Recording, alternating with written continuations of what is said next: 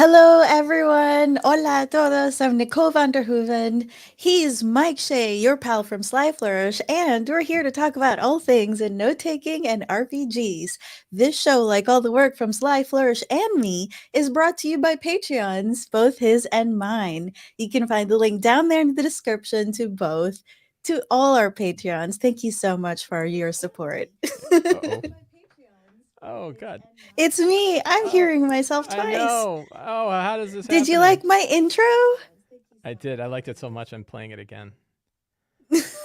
Yeah, Obviously, you can see that I'm a big fan of yours, there we go. and I even did your intro for you. Yeah, But for thank the you. I, fine I folks noticed. who I noticed who's that. for the people who don't know somehow who you are, could you please tell people about all the awesome things that you do? Sure. So I'm Mike Shea. I run a website called slyflourish.com. I think I was looking. It's not quite 20 years old, or 50. It's an old website. I've been running it for a long time. Since just at the beginning of the fourth edition D&D days is when I started it. And I started off in blogging about D&D and specifically offering, thoughts and tips and suggestions for how D&D DMs can run their games. And over the years, it's kind of switched themes and switched directions and things like that from fourth to fifth edition and so on. And then moved into the whole idea of the lazy dungeon master, which is how to get more from your prep time by doing less, right? How to actually have a game that's more fun by prepping less, which seems counterintuitive. I came to that over time. It wasn't some idea that just sort of happened. It was like something that I had seen and heard and studied and experienced in many different ways, and then kind of coalesced around that. So I wrote a book called The Lazy Dungeon Master. Then I wrote a new version of it called Return of the Lazy Dungeon Master, and did a bunch of freelancing for a bunch of different companies in the meantime, including Wizards of the Coast and Pelgrane Press and Kobold Press, and I've done recent stuff for MCDM and other companies as well. Um, and then branched out into both videos and podcasting and newsletters and everything else. So it's kind of all over the place with all things D&D. So that's actually how we met. I think I've bought everything you've made, some of Thank you. them several times over because of, different Various bundles deals. and stuff. Hope you can share them with your Yeah, friends. Yeah. yeah. So before we actually get started, I've been instructed because I just played a game today. I'm actually wearing, merch from Your my game game. your game has merch? My game doesn't my Absolutely. game I doesn't mean, have look. merch. Look at that. See, it's the TWC, Temporary White Circle, so it's like, Awesome. we're official and everything. But I've been instructed to say that our party, the Temporary White Circle, blesses you. Ah, excellent. I feel blessed. In particular, our paladin. Oh, nice. Perfect. That gives me like what? Do I get +4 to saving throws or Plus, yeah, well, an it's extra +2 D4? right now for Oh, our it's only level. +2. Well, Yeah. that's good. That's Yeah. +2 to saving He's throws is getting nothing. there. Yeah, sure. Yeah. But the other group that I have, another group that I have is related directly to you. I actually met one of the guys that I started the game with on your stream on Twitch. Oh, So cool. I got to That's thank you awesome. for that. And we're playing Numenera Ah, because yeah. of you. Right. Love Numenera. Yeah. Yeah. But I think we met because I was on your Discord server, Yep. and then it seemed like we were talking about a lot of similar things because I love note taking. So I actually got into the note taking before the RPGs, and it seems like you kind of did it the other way. You got into RPGs first and then did note taking after that, If by note or taking we're because of talking it. about like like structured note taking in some kind of application on a computer, yeah, absolutely, yeah. That was something I got into. I think it was right around COVID was when I switched from doing like handwritten notes for my game because all my games were in person then. So like You pulling out are a notebook. handwriting? Wow. Yeah, I have a lot of handwritten notes for my games, and I guess well, no, I was using text files for it. For when I was first doing like the lazy GM prep shows, the lazy DM prep shows, I was using I think BB Edit as my text Mm. editor, and I was just saving text files, and I think they were in Markdown. So really, I've been using Obsidian long ago. Sure. Yeah, Just without the okay. obsidian part, right? Yeah, So, yeah, that's the same thing. yeah, right. So, yeah, so I was keeping all of my notes in Markdown, and then it was I think it was right before COVID, and a friend of mine in my Sunday game said, "Have you tried Notion? Have you looked at this?" And she started keeping all of our party notes in a Notion notebook.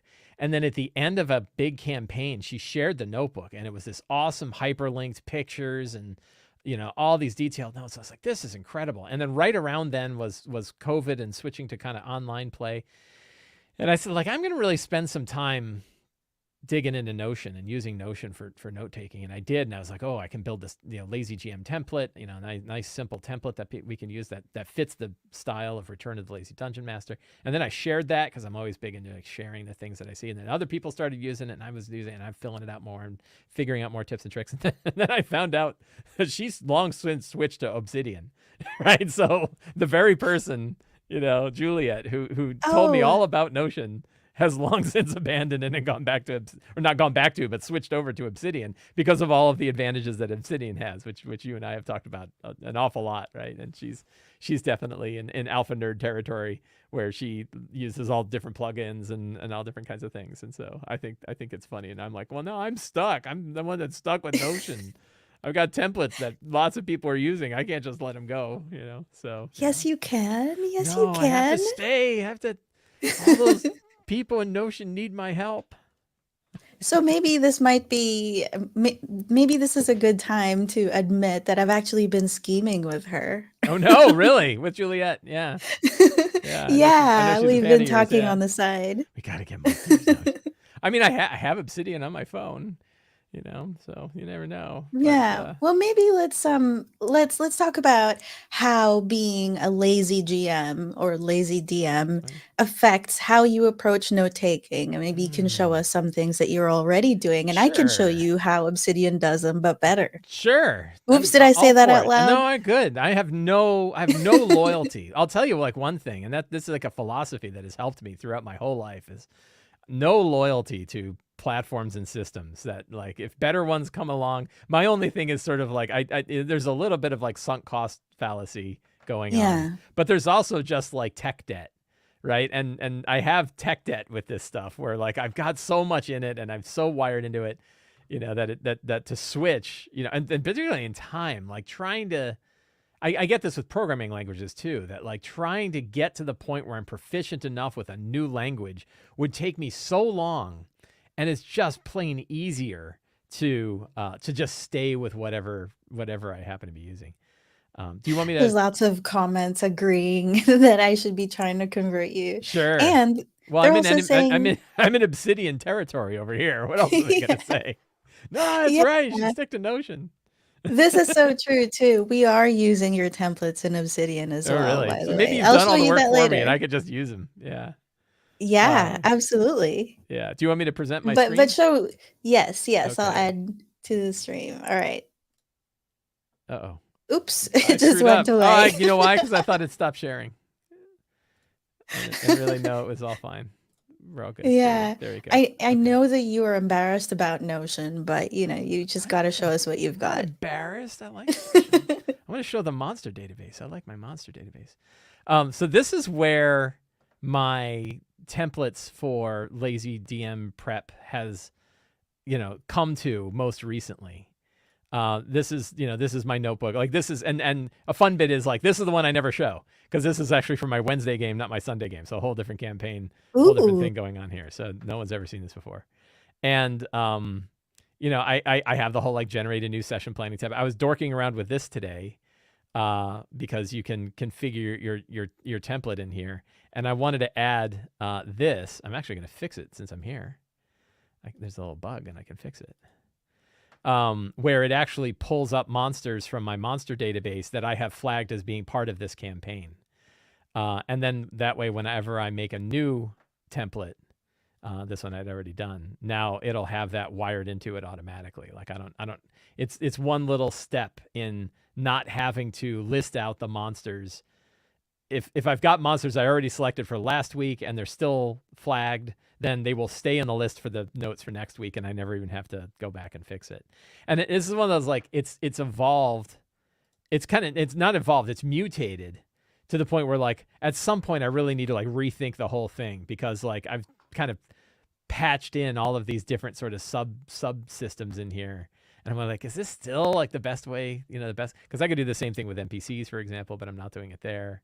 I was thinking about, like, treasure generation, better tools to kind of be able to, like, one-click generate treasure for a campaign, or have it automatically drop a few of them in. Hold that thought. I know, I'm sure, right.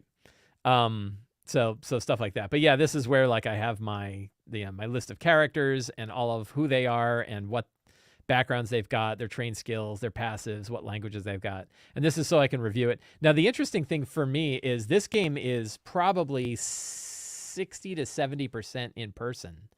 And I don't use my notes in digitally when I play. That I actually, and this is going to, talk about embarrassing, like, being embarrassed by my Notion notebooks is nothing compared to what I'm about to share, which is I will copy a lot of the text out of here and throw it into a Word document, and then format the Word document so I can print it on both sides of a single sheet of paper. And wow. And then print it. So then I have, like, one single sheet with notes on both sides that I was able to dork with and format in Word to get it exactly where I wanted it. And then that's the sheet that I bring upstairs when I'm going to go play at the actual table. Because I like to sort of play as much as possible. There's definitely times where I'm like, oh, I got to look up notes from something that happened last week. Where I'll go and pull up my phone and dig it up. But, like, I don't have a laptop in front of me when I'm playing. I have physical books and physical sheets of paper. Because I'm like, after like 2.5, 3 years of playing remote, the privilege of being able to play with real people at my table with my Dwarven Forge stuff and my miniatures and physical dice, and everyone's there and food on the table and all this stuff. It's so, now it has become such a privilege to be able to do that like, I really want to dive all the way in. Like, I want books with page numbers and, like, as far, not quite as far from digital as I can get, but just, like, getting back to, like, that feeling of the way it was when I was playing back in the 80s. So I actually have a question from my Tuesday night DM. Yeah. His name is Andy Pulane, and it kind of dovetails in nicely with what you're saying. He says, I can no longer imagine DMing without my laptop. While part of me wouldn't mind just a binder, bookmarks, and some stat blocks, I think I'd feel pretty naked. I wonder how he feels about this now that he has so much in Notion. The underlying thinking here is that we play pencil and paper RPGs, and I wonder how much the digital tools have gone from being assistants to crutches to masters. Yeah, that's a multifaceted and fascinating question. I totally did feel naked the first time, and probably the first couple of sessions that we came back. It was just shocking when I sat down at the table, and I'm like, I don't know what to do. Like, I don't know what, I don't think I have anything. And people are like, what do we do now? I'm like, I think we roll for initiative, but, like, I don't have any way to track it. Like, I don't know what to do. And, like, and then the other thing that struck me is, like, how ridiculous maps are. Like, how are we ever expected to have a decent map of a location for an in-person game? Like, how the hell did we do it? Like, the whole, because it was like, I went from, like, just grabbing Dyson maps and throwing them into, Owlbear Rodeo in 15 seconds. I'm like, I've got 1,000 maps from a professional cartographer ready to go. With 3 clicks, I can get them over to map, throw Fog of War on there, put some tokens, I'm ready to go. And then, like, in person, what? I got to go down to FedEx and get them printed out on big graph paper. Like, what am I supposed to? So there's concepts where just, like, and it's like, it's not like I didn't do it. I just forgot. Like, I forgot how to do that stuff. And so I did for the first couple of sessions. I really was like, I don't know what I'm doing. And then I, like, sat down and I'm like, okay, like, I've done this before. And I, like, came up with, like, a little toolbox. I have a little fishing tackle box, and I'm like, I need my initiative cards, and I need some markers, and I need, my little bookmark things, like sticky bookmark things that I can put in a book to tell me where the monster is that I need. And I, like, got everything set. And then I'm like, okay, now I'm good. And then, like, by the third session, I was back to, back in the saddle of being able to run in-person games. And I didn't and I don't feel much loss by not having digital tools on hand when I'm running the game. Part of that part of that is the of something that I think I really kind of lucked into is that the style and the style and the approach that Return of the Lazy Dungeon Master has in it for game prep is really system agnostic, to the point where like you can, with a pen and a sheet of paper, you can do it, or with like, the most advanced software that you can imagine, you can also do it in that. And I think that also meant that going back and forth between one system and the other helped me a lot, right? It helped me. It meant that it was easy for me to go back to the way I had done it before, where I was like, I had a little moleskin notebook and a pen, and I, in boring meetings, I would write my notes out for my game, and then I'd go and I'd run it from that notebook. And then, even though I've moved to like massively hyperlinked, database backed, software to manage the notes, I can still pretty much just grab what I need and be ready to go. So I don't feel like I did, but I don't now feel naked when I'm sitting down at the table and I don't have my digital stuff in front of me. I've got it's fun. Like, the analog stuff is fun. So one of my players who's into woodworking made a little square base with a rod that comes out of the top, and then blocks that slide on the rod, and gave each of us a little block with a marker, and we could write the character names. In my case, I wrote monsters and drew little skulls, and they all kind of they all decorated them, and that's our initiative tracker. And so somebody's in charge of, like, we do initiative, and they put the blocks in the right order, and they sit this little block tower on our table, and everybody can see it, and everybody can do initiative that way. And it's like, it's cool. Like, that's this cool physical thing. The guy made it, and it works great. And I have like the big acrylic sheet on my dining room table. Thank the gods, my wife is into D&D as much as I am. So instead of having a dining room table, it is a gaming table that on occasion we eat at, but pretty rarely. And it has like a big acrylic sheet, so I can slide maps and notes and other, the stuff I would normally have for a DM screen goes under there. And I can write right on it just with a dry erase marker. So managing hit points and managing like, oh, how much damage I just write it like right on this thing. I just don't care. It's just messy, and it works great. And so yeah, now I'm balancing between the two, because 2 of my 3 regular games is online and one of them is in person.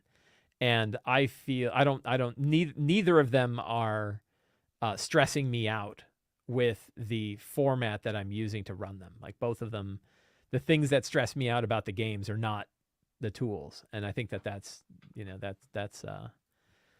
it's been nice to get to that spot.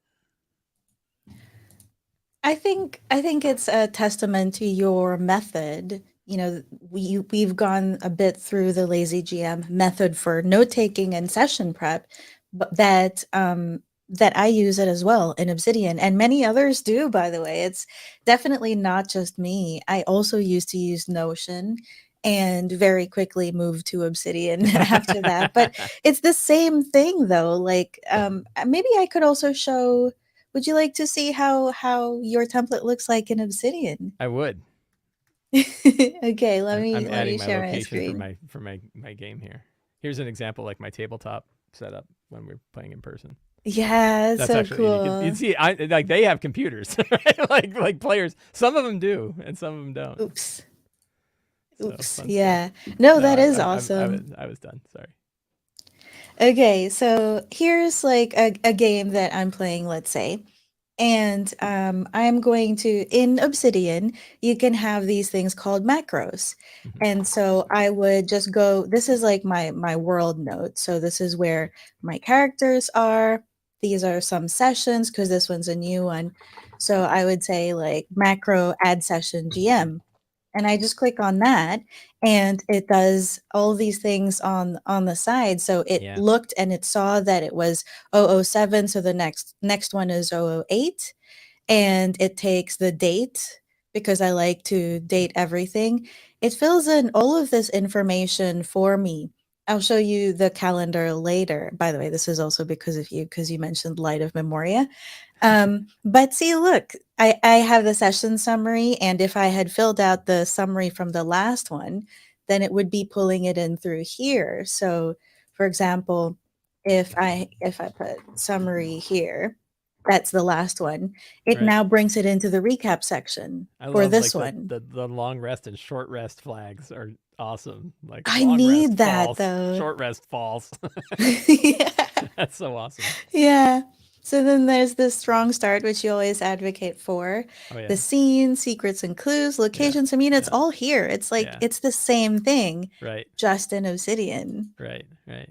Yeah, I had But created a rough. I mean, it didn't have any of the tools or anything in it, but it was not hard for me to take the 8 steps from Return and stick it into it. I mean, like I said, I had it in Markdown originally, so it was yeah. pretty straightforward for me to put it into it. But I never got into any of the automation or any of the plugins. I think I played with them because you had sent a few plugins my way of there's that one fellow who has made a whole bunch of different D&D based plugins for Obsidian, Yeah. and Jeremy Valentine, yeah. yeah, Jeremy Valentine, right, and I toyed around with a lot of those and really enjoyed them. See, And I here's think a combat that I we just did actually, yeah. like about an hour ago or something. This is Oh how wow. we track things in Yeah. Obsidian. Yeah. This is our initiative tracker, Yeah. and you can like go through them, and then like some of these like Tard, those are custom statuses. But for Mm-hmm. example, like concentrating, it Oh, look at tells that. you Yeah. what it is just there. So if it's incapacitated Mm-hmm. or something, it tells you what it is there. We track our hit points and stuff, and you can actually show this to your players as well, Mm-hmm. if you're playing online. But you can go through that and then also have like a log. So let me show you one of them. This is what that looks like. Oh So yeah, while look at you're that. doing stuff, you're also, so this is when I was going back and forth before. So Mm-hmm. if I go back, we're going back to Dax, and then we say that she takes 10 damage, it logs that for you. Mm-hmm. So that as the GM, you can kind of remember what happened.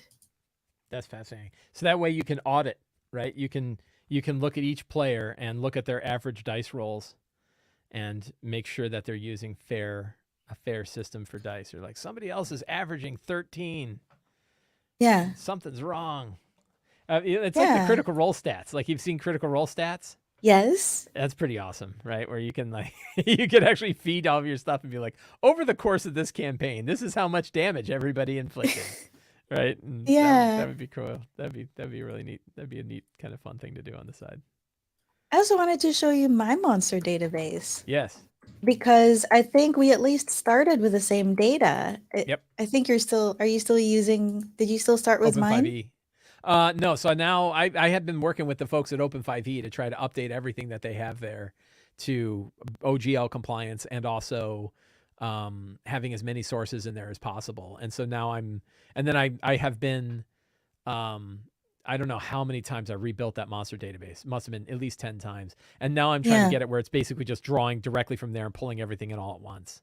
So, Yeah. I'm sure I'm sure if we traced back the sources of all of our data, they'd come to some similar. There'd be some It's big all the overlap. same. But now, Yeah. yeah, now everything I'm pulling is stuff that's there. But like, I mean, I think like a third of it is stuff that I helped them get. So, who knows where who knows where I got it at this point. So this is another vault of mine because I don't know, I think it seems like you just have it all in the one, well, you don't have vaults in Notion, but account, I guess, Right, workspace. right. In Obsidian, I have two different vaults. One is like for my actual sessions, and another one is my reference Mm-hmm. stuff. This is my reference vault. And you can kind of query your database of monsters or whatever it is Mm-hmm. in a very SQL I was like gonna say way. right directly in SQL, right? Yeah, it is. It's even Yeah. called DQL, data view query language. Right. And I know you've fed me back some of this information as well, but I did want to show you because I don't think I've shown you this yet. So this is all some of the metadata, but Yeah. look at this. Yeah. Yeah. So I'm also able to But actually are you let pulling that me. automatically? The Yes, I page from the am. book? Oh wow. Yeah, so because I have the page number, I'm Right. using a different setup with Zotero Yeah. now, so that if I click this, Zotero. Right. it opens it up to that page. And the thing that you haven't seen is there's another plugin called Better PDF for Obsidian. And by feeding in the same information, it's now embedding just that Right. page into my vault. Wow. That's pretty crazy. That's pretty Yeah, awesome. I And then I you have the think art and it's everything. I Yeah. think it's really cool. Yeah. Yeah. Um, Yeah. but Because I I saw that and I'm like, I while can do I'm that. here, I just copy and paste the screenshot. I'm like, oh no, wait, this is automatic. Right. That's way different. Yeah. yeah, But that's not yeah. really, So the yeah. other And thing, that you can't share that, right? Because it's pulling it live, but it's pulling it live locally. Right? It's on the machine itself. Like it's looking for the PDF that's sitting in your drive, and then it's finding the page from that PDF. It's not like a URL.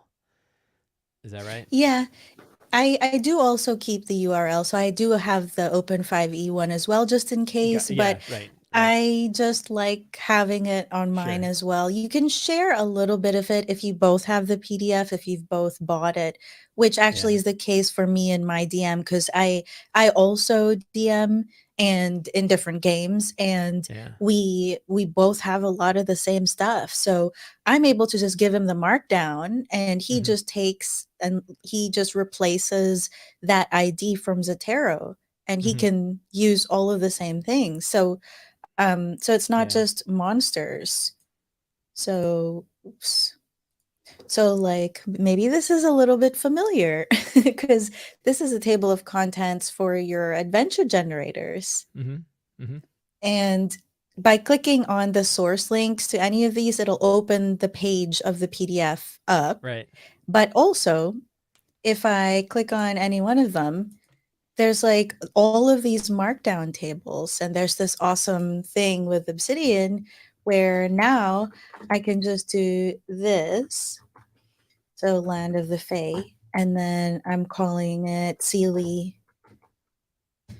area locations, and then now it's Oh, look at rolling on that. this Yeah. table. Yeah. So if I add to it, then I can just keep going basically. Right. So I kind of took this to an extreme. Yeah. That's Um, great. I'm going to do this workspace that I always use during a game, which has a bunch of random tables, including Oh, well, look at yours. that. Yeah. Yeah. Yeah, so a lot of The this neat is spell the yours, monster can cast, actually. Thunder Wave. That's awesome. Yeah, so like Oh, look that at that. one I Yeah. think is your Uncovered Secrets, because I'm a Patreon. And Yay. only patrons get that. And well, actually, this one's in the So lazy Uncovered Secrets lazy. Volume 1 is most of this. It's pretty much everything that's in the Yeah. companion. So anybody has a companion has that too. But Yeah. But yeah. look, we can just roll But here. nobody's, yeah, you actually went through the trouble of pulling the data out and sticking it into tables, though. And Yeah. a secret I will share just between you and I and whoever's watching Yeah. is one of the things I want to do whenever I get some free time, probably as Forge of Foes is further along. We mentioned that Forge of Foes is going to be that parts of Forge of Foes we're going to release under a Creative Commons license. My plan is to go through all of my books and find stuff that I think makes sense to go out into Creative Commons. And probably it isn't going to be like everything in the companion, but it'll certainly be like a lot of adventure generators and a lot of things where I think that they could be that it could be valuable and useful. And then my hope is to put it out in a format that's easier for people to be able to grab it and make things like this, right? And a lot of people stick all their stuff out in a big PDF, and I'll probably do that too. But I also hope to Yeah. put it out like under HTML or Markdown or something, so that it's like, hey, here's all this material, here's all these lists, and now you can take them and turn them into stuff like this without having to go hack the PDF to do it, and then share it, right? That's so It's awesome. all under Creative Commons, so everybody should be able to share it or put it in tools or sell it or whatever they want to do. Yeah. Because I think I got permission from you to share these with your patrons, Yeah, because we right. get access to it anyway. Yeah, It's right. just a They have it different anyway. format. Yeah, Yeah. exactly. But like even your items and stuff, I have them here. Oh, that's cool. But I also mix it in with some other things though. So like some of this is from you. This one is from Cypher, for Mm-hmm. example. And I Right. kind of just put them all in the same table. Yeah. Yeah. One of the things because something that's and I think you and I our conversations kind of started me down this path and now I'm like deep into it, which is just trying to get as much material that is already released under the OGL in a structured format that people can use. And like the next one that I have my crosshairs on is the Vault of Magic by Kobold Press. So it's one thing to have like random tables that can help you generate magic items, which is great. It's something else to have like 700 magic items that have been through an editorial review and making those possible and getting that into a structure. And I think that, the further along we see that, the richer the non-WotC 5e stuff will be, where more people will want to use it, more people will want to bring it into tools, whatever tool they happen to be using, to kind of use that. So yeah. maybe I can give you a head start because I actually already have that. Here are the Vault of Magic tables, and Yeah. I've also done the nested tables as well, so that because this is like a table within a table, if that makes sense, and it's already rolling for them. So it rolls on this one. Does it have the text of the item? Yes. It does. Oh wow. Yeah. So like here it is. I've spent some time working on this. It's like 700 items. Where'd you get it? Yeah. Can we have it? I want it. This is difficult. I can't just give it to everyone. I would give it to you because I know I've seen that you have them. Well, the trick is most of it is under the OGL. Like the data of Vault of Magic is under the OGL. But isn't this just so cool that you can just click on it and it's right there? Right. Yeah. Yeah. And so like, my hope and my dream is to see all of this stuff available and legally, right? All totally kosher and legal that like Demiplane could go use, right? Or, I can, because I did it for the Monster Vault where I wrote a Python script that made them all Notion pages, right? So I have 200 or 2100, I don't know how many it is, a lot of pages of monster stat blocks that are in a Notion database ready to go. And I would totally want to do that for spells, and I totally want to do that for magic items, or spells and magic items.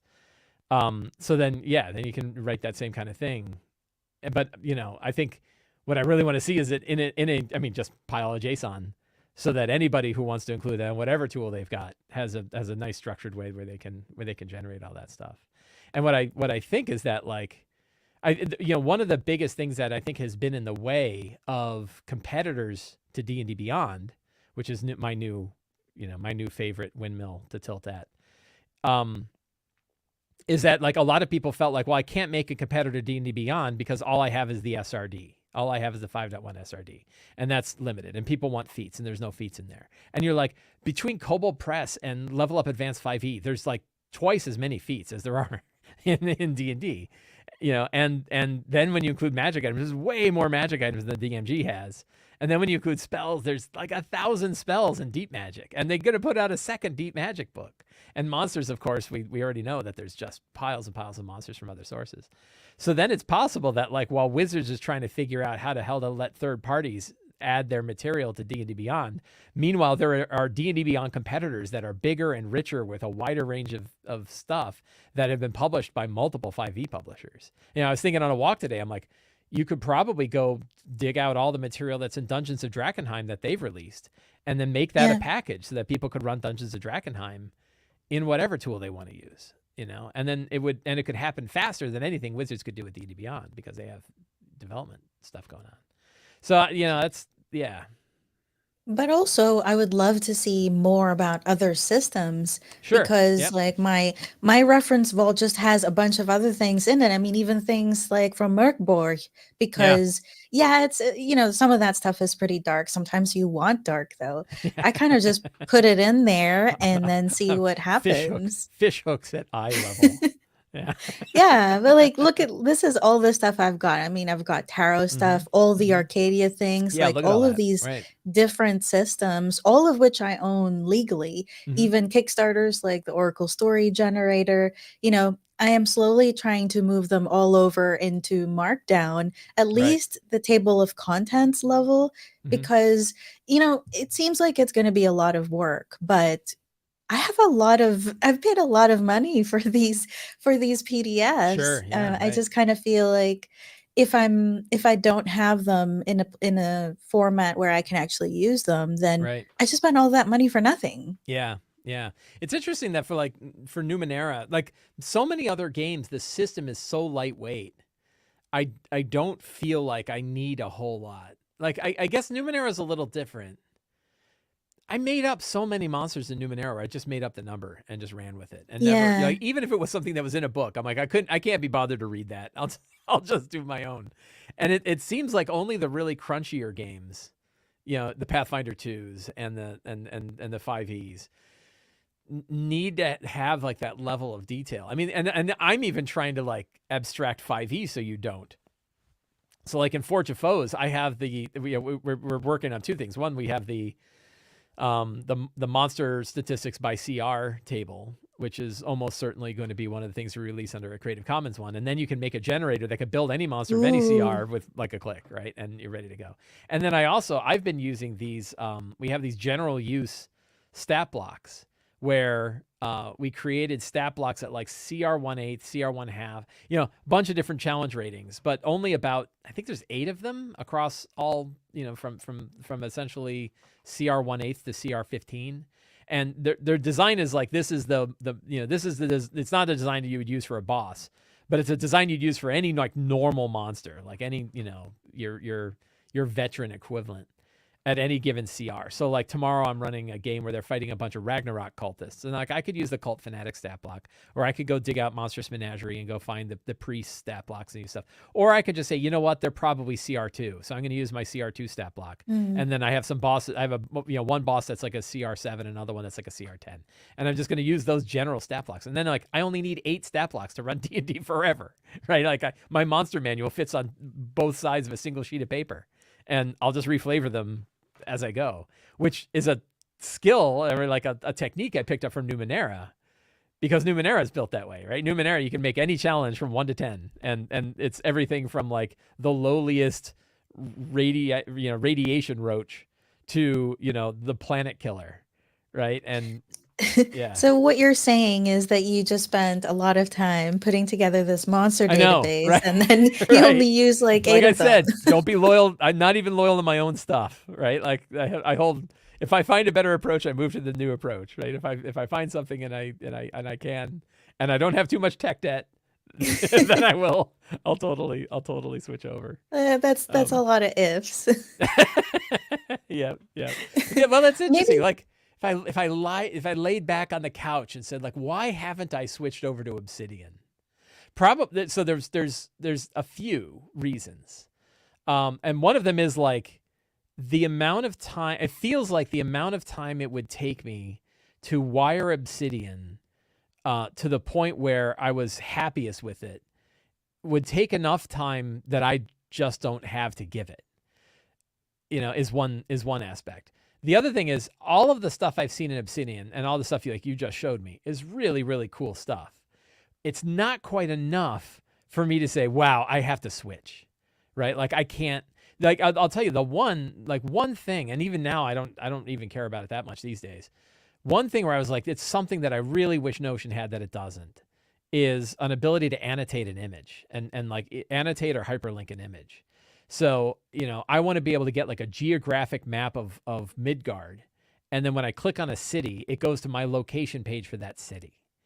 And World Anvil has it. I'm sure there's a plugin in Obsidian that has it, right? And that was something where like when I was trying to prep dungeon maps, I was like, it would be so much easier if I didn't have to do this like numeric annotation of a map. Like right now, I have to do it with like a separate editor, right? I think I've got like a Chrome plugin where I can very quickly add stuff. That was You sort mean of like this thing? exactly, yeah, right, right. And then you Which, click the Obsidian already has yeah, as right, Leaflet. right. You can I think zoom in and yeah, out, yeah, right. and when you click on it, it goes to that page as Yeah, well. exactly, right. And that is a killer feature. that's almost enough for me to switch. How about like I know I you've love had 13th issues Age. with character sheets. Yeah, so this is Yes. my character. I'm trying out 13th Age for the first time. Oh, I love But in 13th Age so much. Obsidian, Yeah. you also have this plugin called Excalidraw. So a lot of what I do is I just use the character sheet that they have with the system, and then I edit them like in Obsidian. Yeah. Oh, that's cool. So it's still like it's like a mix of digital. It's hybrid. Yeah. It's both. It gives you that paper feel because Sure. you still have to do the math yourself, Right. but it's Right. kind of cool that you can see all of this and share all of it. Mhm. Mhm. And I was kind of sharing with you. Sorry, this is like me me showing you how awesome Obsidian is now. No, it's cool. But look Do at it. this awesome character sheet. This is using fantasy stat blocks. Yeah. And I was with like, fantasy that's stat a blocks, 4th you edition can stat block. set. I know what a 4th edition stat block looks like. I Well, this think. is actually a No, I guess it's a Numenera 5th edition. one. Yeah. Yeah, so it's got like might, speed, intellect, but it is that format. Yeah. Yeah. But Interesting. I created the template for this because Yeah. you can customize what these things are.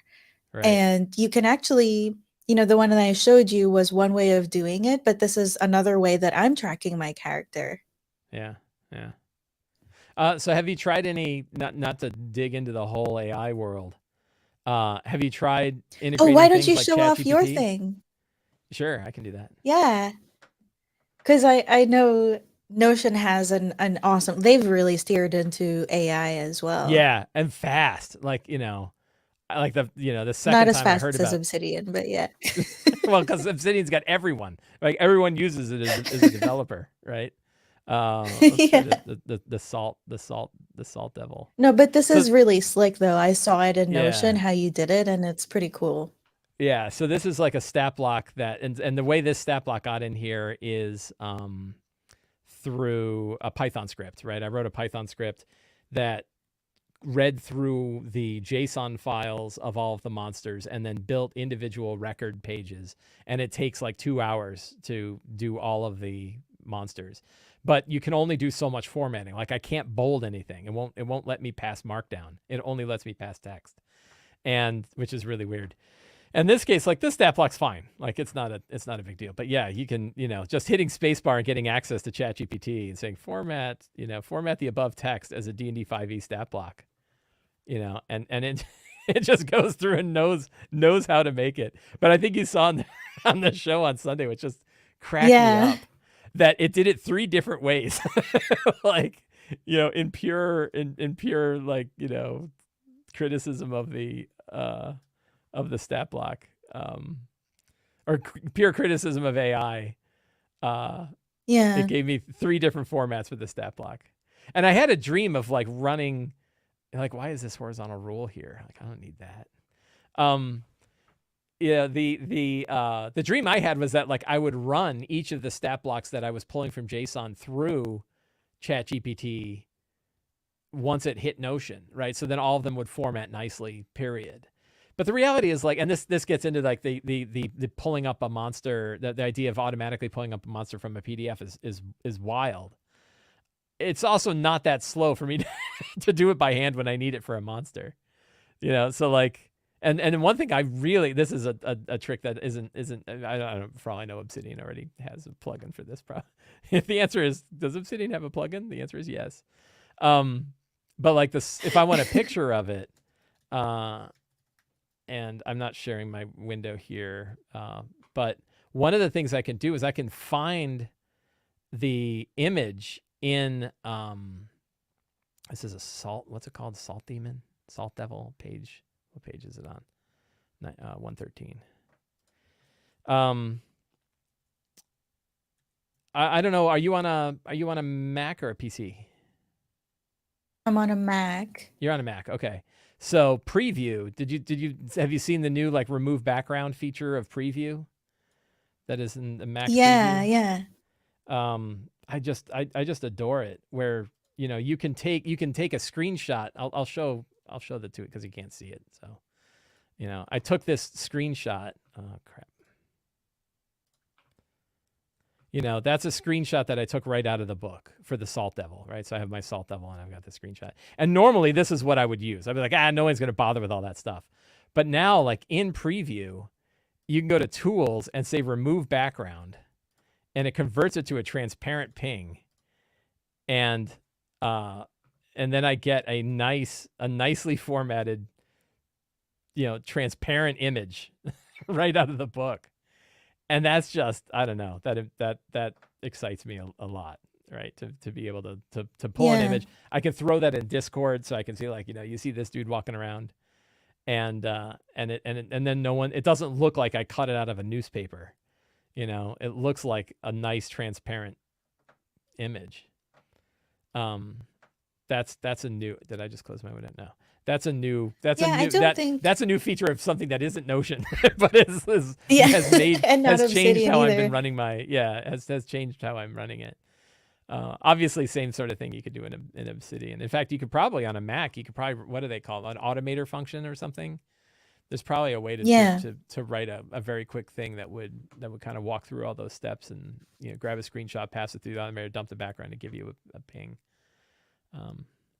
I don't know it enough. So I was just looking at this page of yours for the Salt Devil. Why do you think? Because there are two approaches for it. One is you could have it in text, and the other approach is like kind of the way that I've honestly been tending towards, and it's just embedding the PDF itself.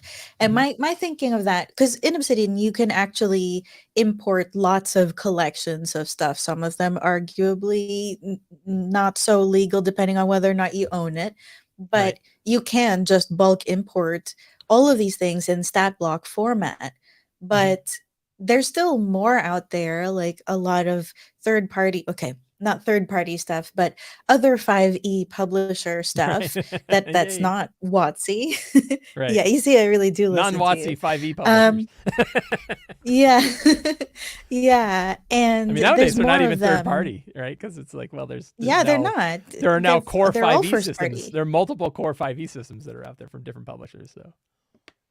Yeah, but there's so many of them, and a lot of them aren't very popular, very, commonly known.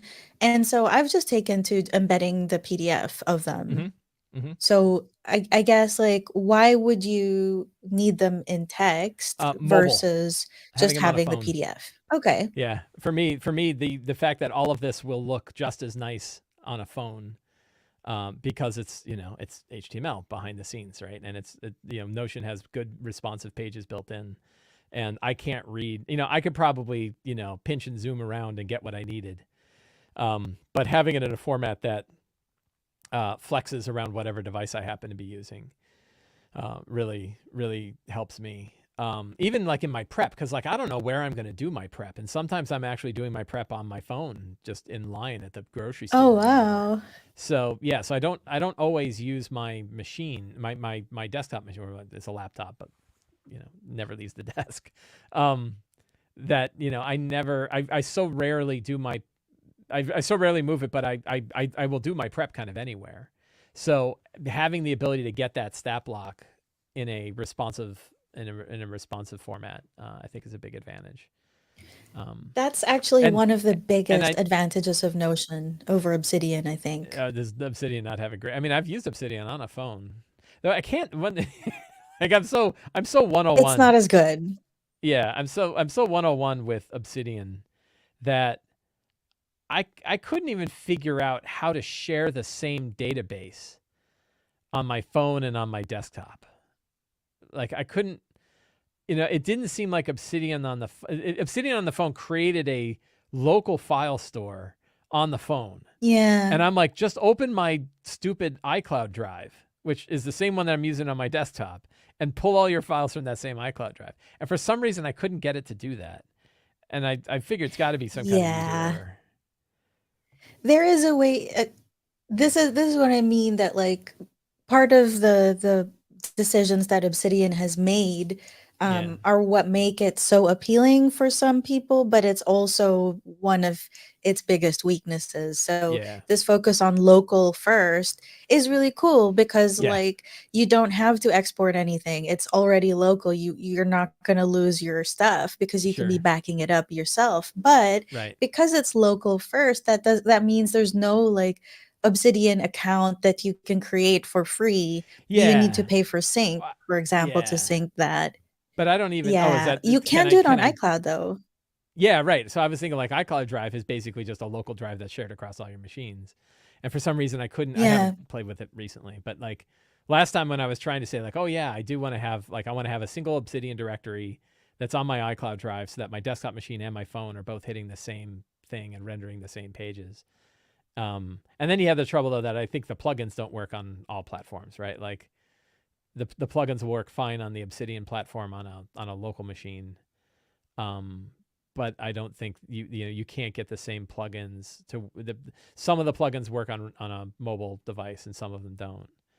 And I don't know what breaks if you do that. Like I don't know if there are certain ones where the rendering and the format of the stuff that you're creating really needs that plugin to work, and if it doesn't, what you get is a crazy ass pile of markdown of sort of custom markdown text.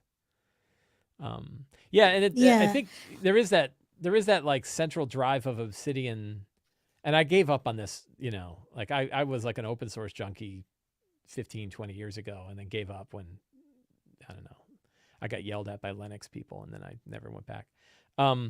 But like Notion is clearly a commercial company, right? They're making money, and they could, it's the same discussion that I've been having with myself about D&D Beyond, right? Which is like trusting D&D Beyond, is perilous, right?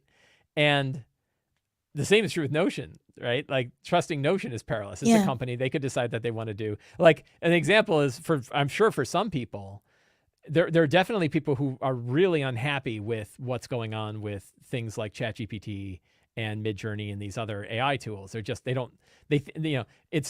not even when we use them just for our own personal use, but that we're feeding a machine like we've been feeding Amazon, where like, yeah, I'm able to get sewing needles at my door within 12 hours of ordering them, but I feel like planets are getting destroyed out in the solar system every time I do, right? That like, there's a cost, and that cost is not necessarily on us. The cost is on the world, Yeah. right?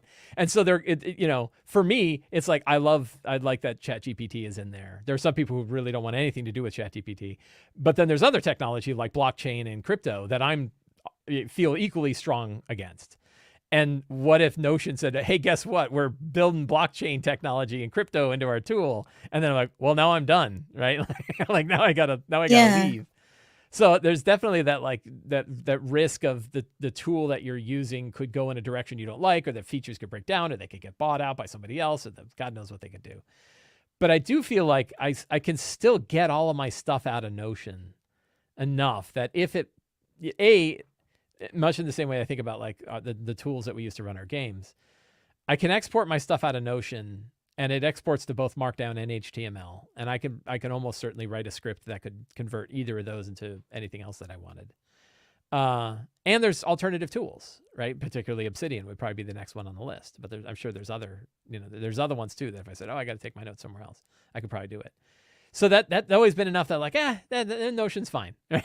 If I could do both of those things, there's nothing that I feel so strongly that like only Notion can do that like I have to stay with them, other than like all my stuff's there, and really my intellectual, my intellectual, my learning is there. I know I can do stuff very quickly in Notion, where I'd be fumbling around quite a bit in another platform.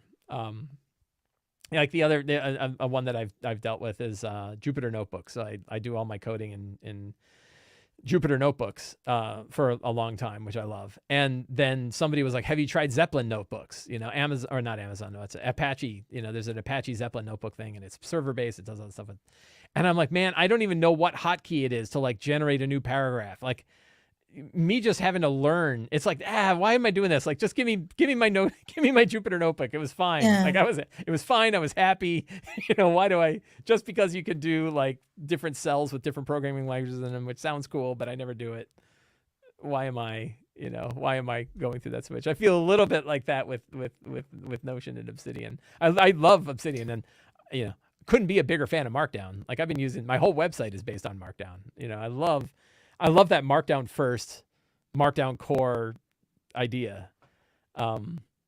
But yeah, it's just funny that not enough. I don't know. Nothing's quite driven me. One day I'm gonna have 4 days where I don't have anything to do, and then I'm just gonna be like, you know what? I'm just gonna mess around with Obsidian.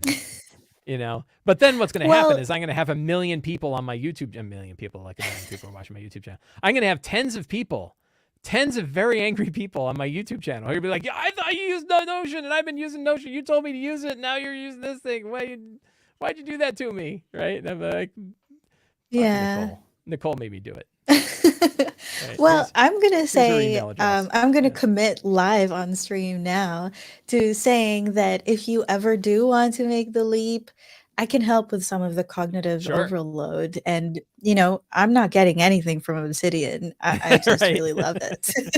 Yeah. Like, I just think it would be cool. There's just so much. Like, I feel like I want to show you so much. Show me more. Josh in chat is actually here. Okay, fine. I'll show you, because he's been saying that I should show you initiative tracker a little bit more. I did show you a little bit, right? But one of the things I didn't tell you was that if you have monsters in this format, you can also just import them. So let's say vampire, that this is from the SRD. So you can just add it in there, and now look, there's a vampire there. Yeah. Yeah, and it's got all of the same stuff, and you can have the stat block. So it's a little bit squished here because I'm trying to show it for everybody else. But but it's all here. You don't have to remember any of this stuff, and you can create whatever's there. Like this, you're not restricted to the SRD. You're not even restricted to 5e. Right. Yep. Isn't that cool? Yeah. There's also like a dice roller here. Right. And you can share stuff as well. Oh, look, it's got actual 3D. 3D yeah. Can I set this up is some a kind fantasy of calendar? microtransaction, micropayment system to do different I different kinds of mean, dice? yeah, you could if you wanted to. Right. I think Jeremy, this is Jeremy's. You can also have like a fantasy calendar. Yeah. So I am one of those players that tracks like the date and like what. I don't even know what season it is. Yeah. I'm like, it's snowing. Yeah. Like, it's snowing? I thought it was summer. I'm like, nope, snow. Well, also because in this one game, we have a few people who are very, this has a theme of like the sun and the moon and the eclipse, and oh, you're gonna love this, Mike. I play a Twilight Cleric. Oh no. Oh, gotta go. Oh no. I got a thing. I'm glad Sorry. I said it at the end. I knew you would love Twilight Sanctuary. Why? Yeah, to be fair though, I purposely hamstring my character so that it's not such a jerky way to play. We do some things like I roll once for the entire round on my turn, so I'm not continually interrupting people. That's what bothers me most, is like you added basically a new turn, a new option every turn, a new action every turn, which is this like, don't forget your temps, don't forget your temps, don't forget your temps. Like, why did you do that? Like, you know what, the game was running too fast and smooth. You decided to add that speed bump in there. It was the theme, though. I love the idea of I'll tell you, like the Twilight the house rule, stuff. right? If I had a player who was like really into wanting to play a Twilight Cleric, the house rule that we did, and there's a bunch of people that have different solutions for the Twilight Sanctuary issue. To me, the big one was like, you just do it once and it dumps temporary hit points on everybody, you know. And I knew that it's significantly less powerful, but the player that I did that did it all the time. And he's like, yeah, because it's a lot of temps. So he's like, yeah, boom, like everybody in 30 feet has 8 temporary hit points. Everybody's like, hey, it's great, right? And he was happy to get it because you get, you get your channel divinity back pretty quickly. So he wasn't afraid to use that. And that, I was like, it was fast. It was one shot. Everybody got it and everybody's done. And that was balanced pretty well. But the constant every round getting piles of temps, I still don't know why they think that's a good idea. And then they talked about it at the summit, and they just hand waved it away and said, sometimes people like things that are really powerful. I'm like, it's breaking everyone's game, right? Like, not everyone's, but I'm like, Silvery Barbs. I'm like, there's a video with 1 million views about how bad Silvery Barbs is, right? Like, don't tell me that it's not affecting games. So Yeah. I'm No, angry. I get Angry about it. stuff. I have more to say about that stuff, but I just thought I would mention that because I knew that you would love it. Yeah, right. Yeah. But I do, there are some things that I do to make it not Yeah. to I address some mean, of yeah, those issues. when the player had it at the table, he and I started figuring out how to house rule it. Like, he's like, yeah, I don't want to run it this way. You don't want me to run it this way. Let's figure something out. And so, yeah, I forget what we did. I don't think we ever Yeah. got to one that we really liked until having another player who picked that up as a multi-class option. We came up with that. How about it just does a great big pile of temps? And it was like, there's so many other good things that the Twilight Cleric gets. And I think Yeah. don't they get access to the Paladin, what's it called? Circle protection? What's it called? Circle Yeah, something. we also get Aura Vitality. Yeah. That's pretty awesome too. I Yeah. mean, like you have to be as a player, I don't know, it depends on the person, right? But I'm not a min-maxer in that way. I Mhm. chose Twilight Cleric because of the theme of the Yeah, right. The campaign. theme It's is about cool. the moon and the sun and Right. light and darkness, and this is the perfect one to bring, Yeah. you know? And when that's your goal, I think that a lot of those other things don't really matter so much. Yeah. I Yeah. mean, like, can you be a competitive healer? Yeah. Yeah. And people are just happy that I'm healing them. Yeah, right. Yeah. And yeah, that the funny there's like things where like there's min maxing. Like, I've got 2 players now who have multi-class to sorcerer just so they can get shield. Right. So now they have a whole, like, they're a fighter with shield. They have a 21 base AC and then up to 26 when they cast shield. And they're like, that's a little min maxy. But when it's like, it's just one ability, and by using it only on its own, it like causes, it changes everything. It means monsters are doing basically 0 damage, or, those always have a big effect on the game. Ooh, I also wanted to show you something else. Just as a last thing, Yeah. I'm playing Pathfinder, Mm-hmm. so I'm playing in that one, not DMing it, although I am DMing another Pathfinder game. But a lot of it is also we're doing the starter one. Oh, I forgot what it is now. I'm just blanking on the name of it. But a lot of it is about the maps as well. So Yeah. like this Oh, one, look I at that. already Yeah. have the map for it. But as a player, I'm also mapping it out because my Oh, GM that's doesn't give us cool. the maps until we've gone through it. So Sure. this is an Excalidraw, Huh. and I kind of map stuff out myself, and he doesn't really tell us if it's right or wrong. Right. And then Oh, that's cool. afterwards I can go through and like put different kind of markers on it, and then I can click on it and then actually go to that page. Oh, that one was a wrong one. But like Yeah. you can make all of these clickable, and Right. it'll actually take you to that page. So this is when he finally gave it to us. um but yeah, so Yeah, this that's like awesome. Excalidraw thing is just a cool way to be able to, what you were Yeah, saying, you wanted to be able to sketch a. annotate. Yeah, right. Yeah, You being know, able. the thing that I you were haven't needed saying to do like it recently. might bring you over to the Obsidian side. Yeah, we It was actually do have something. that. Yeah, right. Of course. Yeah, yeah. I haven't had to do that recently, but yeah, when I was doing a lot of map, I think it was when I was running Numenera games, and I'd pull up a map, and I was like, part of my prep was like, well, what's in that room? Like, I need 3 features that I can put in that room, and I wanted to be able to key, in like one click. I wanted to be able to like key an entire room. And Yeah. yeah, can't do it in Notion. It was a multi-step process. It was a pain in the ass. So you never know. Anyway, I would love to talk to you longer, but I want to be respectful of your time. Oh, this So has been a lot thank of you so fun. much for agreeing to compare notes. Literally, Sure. it was Yeah. like, thank you for listening to me while I showed off Obsidian. Sure. Yep. No, it's cool stuff. I love Obsidian.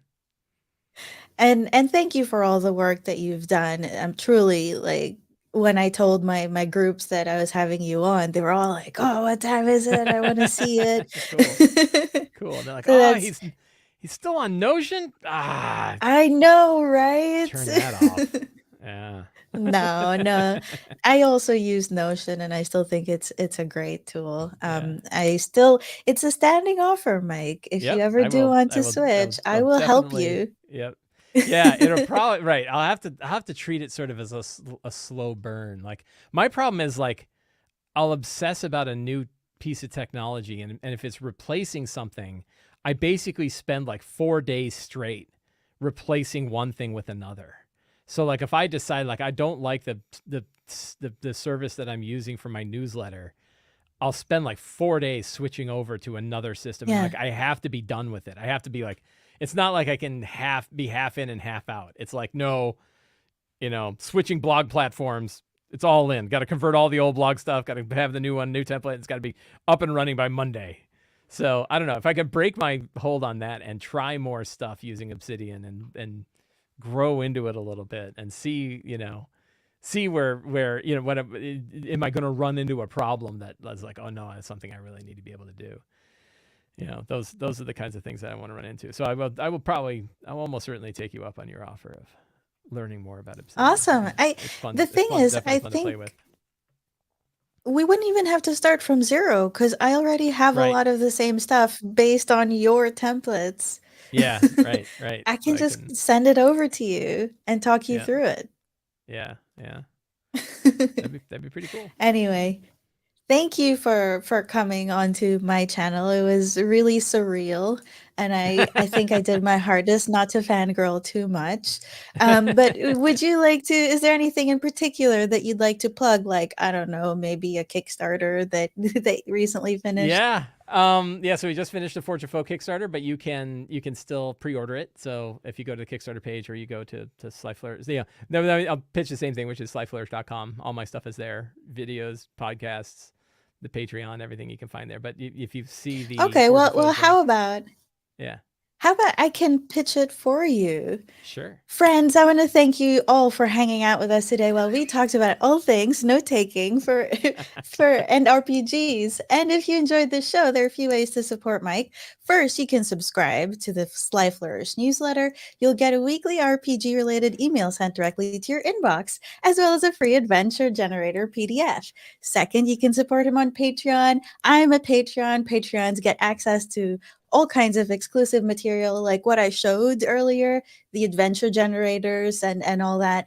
and the Uncovered Secrets volumes 1 and 2. There's a hero and a veteran tier. I'm a hero, of course. Third, Yay. you can pick up any of his books on the Sly Flourish bookstore, and links to all of that are down in the description below. Thank you all so much. Have a great day and get out there and take notes for an RPG.